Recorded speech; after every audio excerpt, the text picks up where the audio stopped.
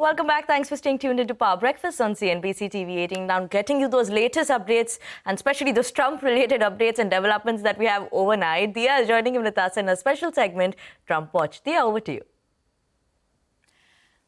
The United States has agreed to a trade deal with Japan, which would see a 15% U.S. tariff on Japanese goods. The plan would result in Japan investing $550 billion into the U.S. and paying a 50% reciprocal tariff. Listen in.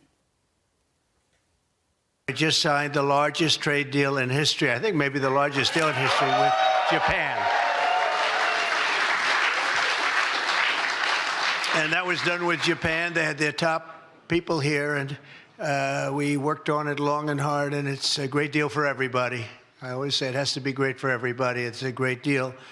A lot different from the deals in the past, I can tell you that. But we're doing really well as a country. We're strong. And Japan isn't the only country in focus. The White House also confirmed that Indonesia will ease export restrictions on critical minerals as part of a new trade deal with the U.S. Trump called it a huge win for American companies. Now, the deal also lowers a threatened U.S. tariff on Indonesian products from 32% down to 19%. The U.S. has also reached a trade pact with the Philippines. President Donald Trump said Tuesday, adding that the deal will see the U.S. tariff on goods from the Southeast Asian country lowered to 19%. And in a sharp escalation, Donald Trump on Tuesday accused his predecessor, Barack Obama, of treason and called for his prosecution over a report alleging that officials in the Democrats' administration manipulated information on Russia's interference in the 2016 elections. Listen in. If you look at those papers, they have them stone cold, and it was President Obama.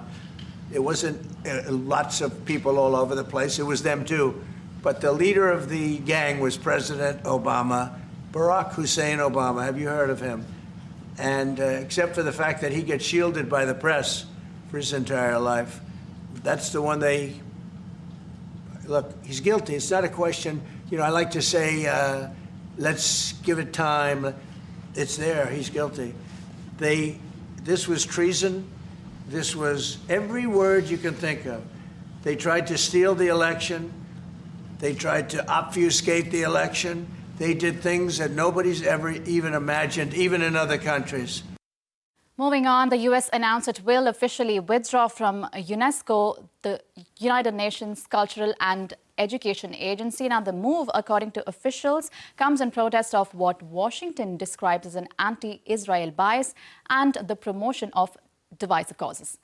And lastly, a new investor filing from SpaceX reveals Elon Musk may re-enter politics. Now, the tender offer notes that Musk, who previously served as a senior advisor to Trump, could take on similar roles again. That's all for today. Now back to you. Okay, Dia, thank you so much for that. Those are the important